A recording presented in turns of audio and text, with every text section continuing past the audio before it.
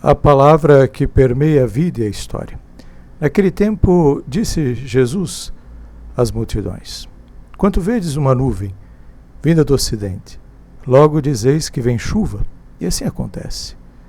Quando sentis soprar o vento do sul, logo dizeis que vai fazer calor, e assim acontece. Hipócritas, vós sabeis interpretar os aspectos da terra e do céu. Como é que não sabeis interpretar o tempo presente? Por que não julgueis por vós mesmo que é justo? Quanto, pois, tu vais com o teu adversário apresentar-se diante do magistrado, procura resolver o caso com ele, enquanto estais a caminho. Senão ele te levará ao juiz, e o juiz te entregará ao guarda, e o guarda te jogará na cadeia. Eu te digo, daí tu não sairás, enquanto não pagares o último centavo.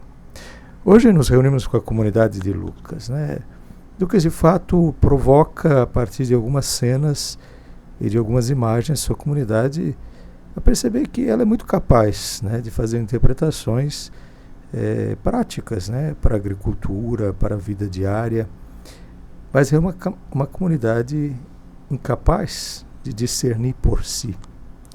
Talvez aquele modelo, não sei se é o mesmo que Lucas vê na sua comunidade, mas aquele modelo em que as pessoas se movimentam, de fato, pelo estímulo de alguma pessoa ou alguma ação. Por exemplo, no momento da crucifixão de Jesus, isso é muito claro.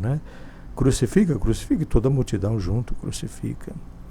De fato, a mesma multidão que provavelmente experimentou a proximidade, a amizade de Jesus, mas de fato esquece tudo e se empolga diante de um cenário talvez caracterizado, um cenário muitas vezes empobrecido pelo desejo de um grupo.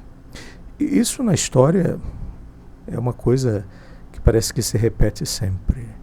Mas talvez o centro, ou pelo menos aquilo que é a provocação que Lucas traz a partir dessa catequese, é quando Jesus diz: por que vós mesmo não discernis?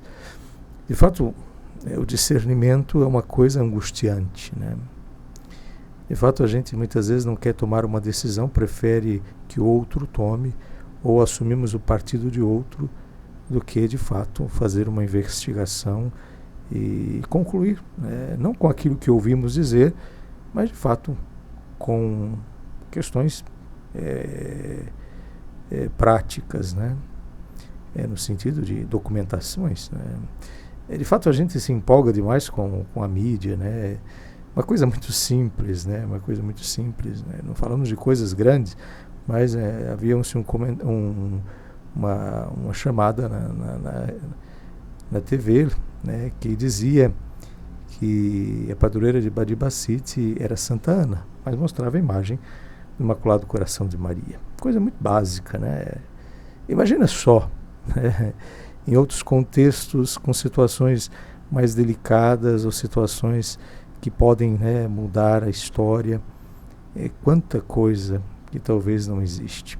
E se a gente de fato fosse buscar o discernimento, e o discernimento não nasce do que me passaram de informação, mas nasce da informação que eu encontrei de fato, concreta, física, talvez muita coisa a gente deixaria para trás, e talvez muita coisa a gente nem se atreveria a imaginar ou pensar. Eu acho que é uma grande indicação, tanto que Lucas, que traz na sua catequese dessa fala de Jesus, por que vós mesmos não discernis? Eu acho que é um caminho para a gente rezar. Talvez a gente não discerne a nossa própria vida, que é resolver e discernir a história, acho que é um grande desafio, no sentido de que a gente não consegue, de fato, se dar conta de algo e provocar uma mudança. A gente não tem a coragem da mudança. Talvez até o ponto de perceber alguma coisa, não digo discernimento, mas perceber alguma coisa, a gente consegue. Mas discernir muitas vezes é muito angustiante. E fato, depois de tomar uma atitude para que isso se mude, aí é quase que uma coisa impensável, na maioria das vezes. Então, se a gente deseja uma história diferente, um mundo diferente, né, talvez deva se começar por nós. Por nós. O primeiro discernimento. Se a gente consegue fazer isso, quanto a gente vai chegar no outro, provas concretas, materiais, nada do que me passaram, está escrito, isso esquece. Isso é muito vago. Mas que eu possa ir à fonte, da fonte me certificar inteiro, teor, não simplesmente a parte que eu desejo, mas no contexto. E aí a gente vai perceber que a vida tem uma beleza e um encanto e que a gente pode, de fato, fazer da vida alguma coisa mais bonita, né? Senão a gente vai ficar repetindo a história constantemente de uma forma que a gente sabe tanta coisa, mas a gente não consegue dialogar. E aí fecha o caminho da oração, a última cena, né? Se há alguma acusação, se há uma tensão, dialoga, conversa. Chega a uma conclusão antes de chegar ao juiz. Essa é a indicação. Porque chegado ao juiz, a sentença dada, aí não tem como chorar. A maldade que a gente fez, ou o equívoco que a gente fez na história, não tem por que chorar. Vamos sofrer até o final.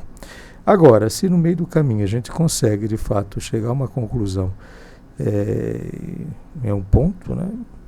Aí a história pode seguir.